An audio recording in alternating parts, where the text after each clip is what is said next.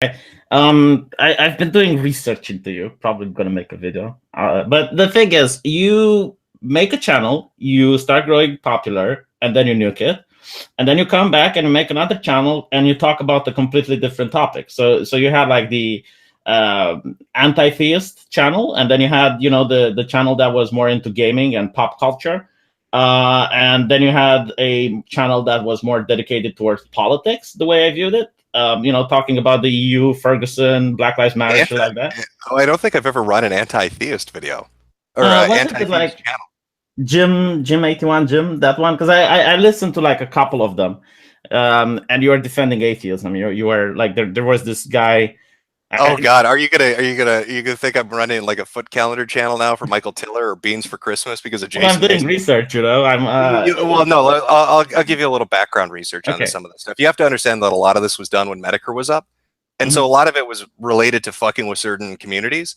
So we'd create fake channels and then do videos based on that to ingratiate ourselves into the community. If you go look up right now, if you want to know, everybody thinks I'm Haberman, right? The dark-haired guy that I always post pictures Yeah. of. If you go look up right now, Juggalos Online 666, there you go. That was our goofy attempt at getting into the fucking Juggalo community to fuck with them. So he did a video where he's like rapping as a Juggalo, talking about much motherfucking wicked clown love. Yeah, that No, was a channel. That I'm was a glad you channel point. we ran together.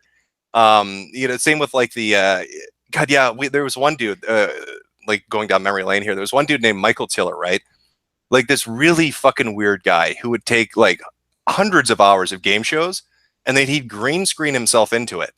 So like he'd go on to episodes like Wheel of Fortune and Jeopardy, and he'd put himself like he'd overlay himself with a green screen on top of contestants. And then we looked into it more, and it turns out like he's running like this weird foot fetish empire. So we like did videos mocking that. There was one guy, Jason Mason, who's like this dude who never left his house, right?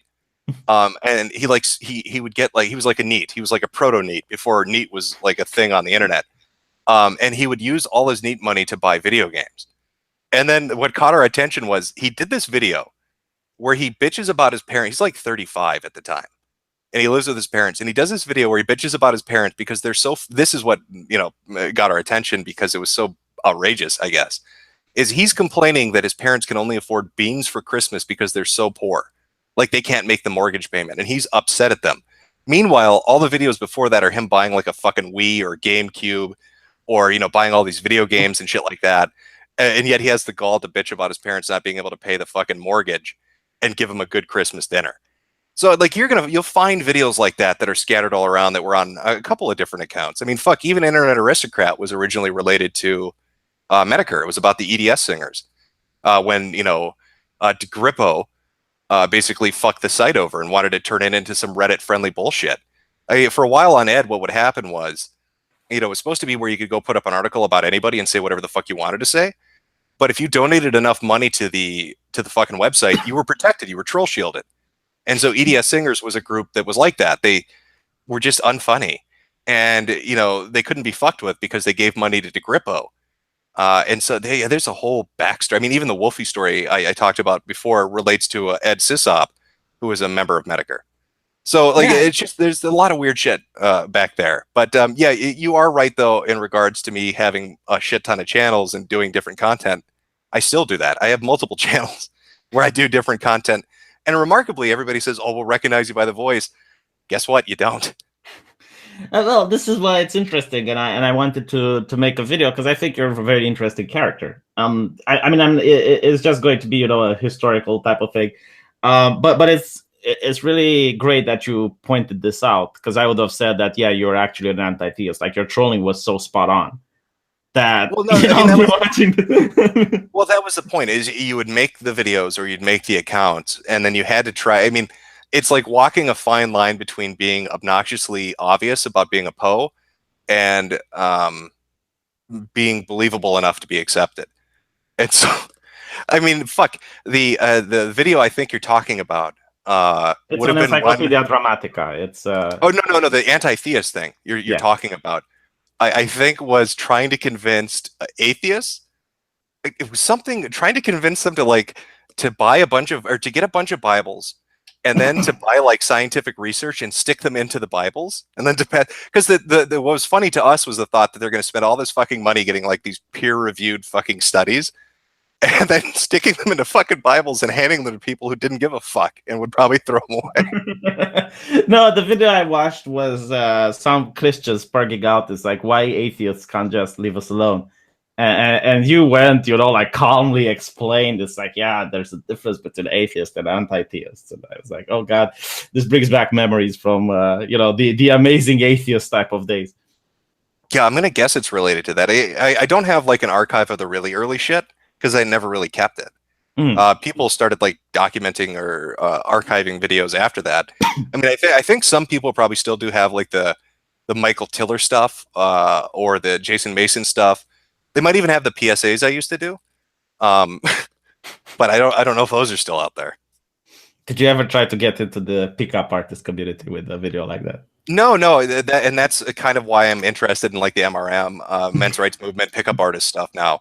Like I said, there's a weird bleed over between certain groups. So I guess maybe I had blinders onto it because I was so focused on like diaper furs and shit. But now my attention is focused on it, so it should be entertaining. Okay. Well, what about feminism? Last question. Like, did you try to get into that to make videos about social justice issues? Have I made videos about social justice issues? Did you try to troll them? Did I try to troll them? I mean, I made videos about fucking SJWs and stuff like that. There was basic stuff where you'd have like a fake Tumblr and you'd fuck around in the community, or you'd come up with a fake term that ended up, kind of going real for a while. Shit like that. It's all really basic stuff. But I mean, by that point, when I started doing like the Tumblrism shit, like Metokur was shut down. I didn't really have like half the fun of having like a forum like that is you're able to go into a thread and like post up screen caps of the stuff that's going on, so everybody can like take a look and be like, okay, that's some funny shit. I mean, one thing we used to do was we would go to porn sites, right? And we'd take the comments that were posted under the pictures, because some of the funniest shit on earth are written by people talking about like porno, especially like hentai. We had like a 100-page long thread full of hentai comments from people that were just trying to have like a normal conversation about the most fucking perverse shit you can imagine. And one guy was like one of the funniest ones. I'll never be able to quote it verbatim because it's gone now. But he's like, I wanted to shit down my throat and have dick nipples in my, ass and all of this. And he's going on and on and on. And at the very end, he's like, also, sorry about English. Me no speak it very well. He's like some fucking European from, I don't know, some Eastern Bloc country. But like shit like that was amusing. But so yeah, without a site like that though, you don't have a place to drop all the stuff, and so just you move on to something else, which is why I started doing like the Tumblrs and shit or stuff like that. This is the second question, right? Why do you keep nuking your channels? Like the moment you reach a certain subscriber count, you just shut down the channel completely. You go underground for 1 year or two, and then you pop back up. For a lot of reasons. One, I don't like a large following because I'm used to kind of just going out and doing shit on my own. That's half the reason I have channels that most people don't know about. Another reason for that would be the more people that are, you want to call them fans or followers or whatever, the greater the chance that a joke you're going to do is going to fall flat because they're going to actually get involved and fuck it up for you. I can't tell you how many times I've been fucking with a reporter or somebody else like that, and somebody will jump in who's a follower of mine and know what I do, but try to be like the helpful guy and be like, oh no, Jim, you misunderstood. And I'm like, you fucking retard, you're fucking up what I'm doing here. But I can't tell them that, right? Because if I do, it ruins it completely. So you're stuck in this weird position where you want to yell at idiots for fucking up your fun, but you can't. So you just watch them constantly do it, and it's really infuriating. So that's another reason. But I don't know. It doesn't fucking matter to me. Like the idea of like having like a fan base or a following or subscriber count or whatever the fuck you want to look at it. There's so many goddamn sites now that call it different shit. But at the end of the day, it doesn't matter because it's if you like what you're doing, it doesn't matter if one person's watching it or if a fucking million are.